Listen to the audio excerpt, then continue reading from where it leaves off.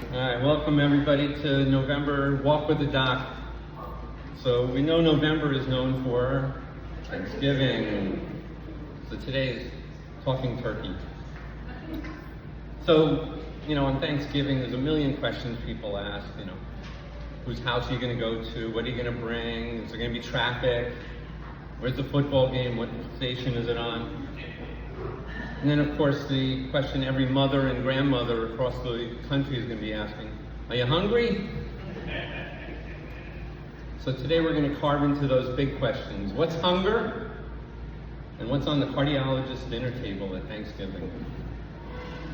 So we know that 1 out of 8 people worldwide had obesity in 2022, and that number has only gone up since then.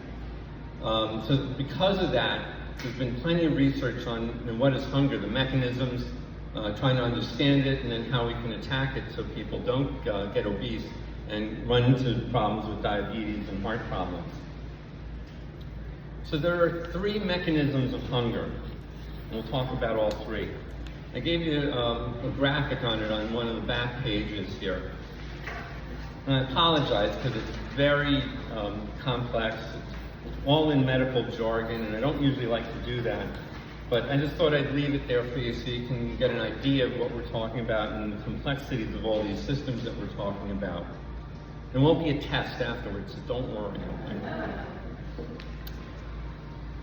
So, again, the 3 mechanisms of hunger. All are related to nerves between the GI system, the stomach, and the brain, especially a specific part of the brain called the hypothalamus.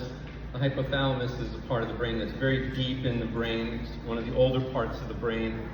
And the homeostatic hunger is the first mechanism of hunger. And that's a very basic system. And again, there's feedback between the brain and the GI system. The way it works is if there's an empty stomach, the stomach shrinks. There are nerve signals that get sent to the hypothalamus. The hypothalamus says, you're hungry, go eat. Very basic. Also, so empty stomach, low blood sugar, nerves get triggered, but there's also secretion of hormones that stimulate the hypothalamus to again promote hunger to get you to go out there and eat. On the other side, when you've taken food in, the stomach starts to enlarge. Another signal is sent to the hypothalamus to say, we're satisfied, we've got a full stomach, stop. Hunger is suppressed. So there's a nerve thing that does that, the feedback, but there's also the gastrointestinal tract secretes multiple different hormones. One of them is glucagon-like peptide 1, or GLP-1. And that's a hormone that turns off hunger and leads to satiety, satisfaction. We're going to be talking a lot about GLP-1 coming up. Homeostatic hunger is very tightly regulated. There's balance between hunger and being satisfied. No extra calories are taken in. You're hungry, you eat, you got full, you stop. Very basic. On the other hand, there's hedonic hunger. That's not stimulated by food, lack of food or energy. It's driven more by pleasure than actually an empty stomach. And you all know this. There's various triggers that'll initiate hunger, anger, fear, lifestyle, psychology, emotions. There's reward centers in the brain that get activated and lead you to go find food. And usually it's high fat, high sugar, high density foods. And of course that leads to weight gain and diabetes and heart disease at the end of all of this. And there are reward centers in the brain that are targeted by the food advertisers. They know this and they try to stimulate this to get people to think about eating related thoughts and desires. In 2009 there was a scale that was made called the Power of Food Scale. It quantifies the psychological effect of hedonic hunger, and it can assess a person's susceptibility to food in an area where there's plenty of food available and readily available. So I gave you the scale at the back. It's the last 2 pages. And what you have to realize is that it's right now it's just purely a research tool. There's no like online calculator that I could point you to. I can't even give you the numbers on these things.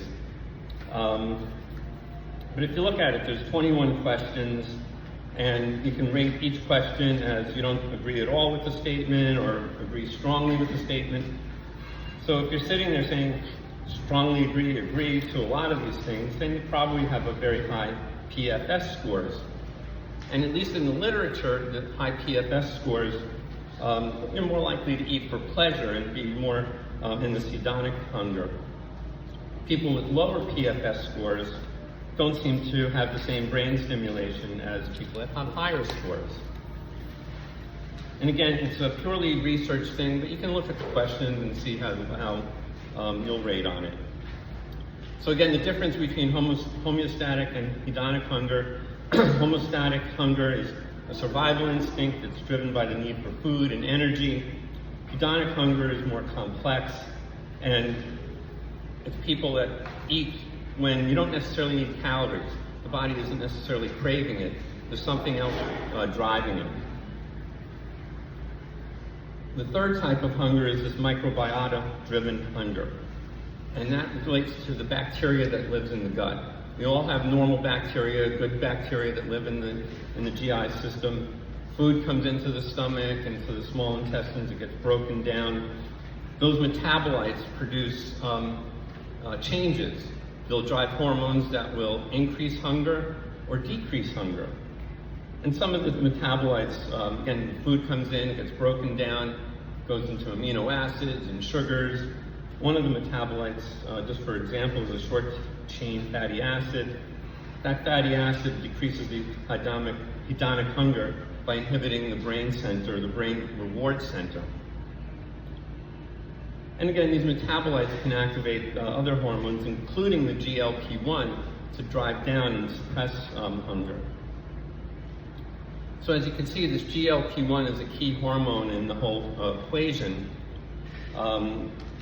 And now we know these agonists that are out there, GLP-1 agonists, Ozempic, Mounjaro, Wegovy, Zepbound, they're all GLP-1 agonists, and they promote weight loss by mimicking the effects of GLP-1 on the brain. They're not GLP-1, they mimic it. And because of that, it subsequently affects the hypothalamus and suppresses hunger for people.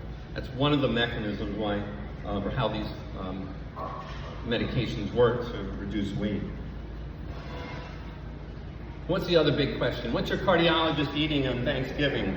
Turkey or tofurkey? Tofurkey. Tofurkey is a plant-based substitute, tofu or wheat protein that's used in a vegetarian or a vegan gathering. So to answer this question, we'll turn to a survey that was done by the American College of Cardiology in 2024. Cardiologists were polled, 166 answered, and these were their responses. I have the responses on the other page, just in this barcode here. So 41% of cardiologists recommend whole food, plant-based diet to their patients.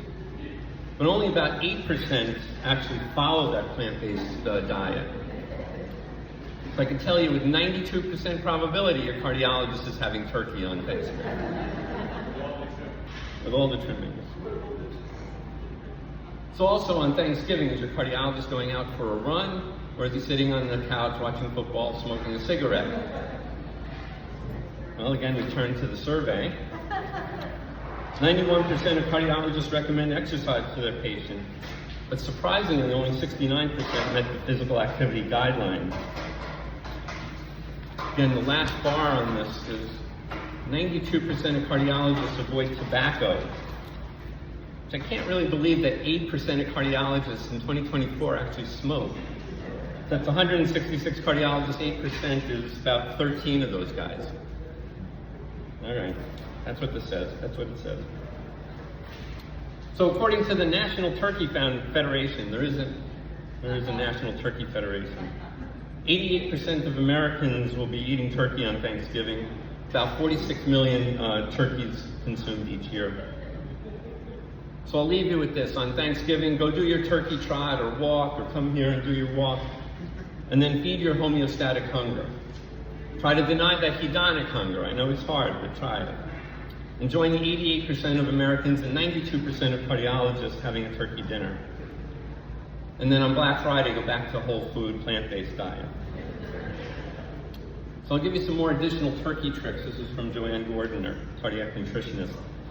Opt for lean turkey breast. The dark meat thigh, the drumsticks have more fat than breast meat, so look for more the breast meat. Try to avoid the skin, putting butter or gravy, because that's high in fat and calories. Fresh turkey is better than processed. With processed, there's lots of sodium and preservatives. And then instead of seasoning with salt, try rosemary or thyme or garlic or citrus. We've done it before, and it's actually very tasty to do that. So speaking of Joanne, she's going to be doing this she'll be joining us next month, December 13th. She'll be talking about how to eat heart healthy foods during the holiday season. So again, December 13th, wear your holiday shirts, ties, hats, whatever you want to do at that time, and we'll see you back then. Thanks for coming out.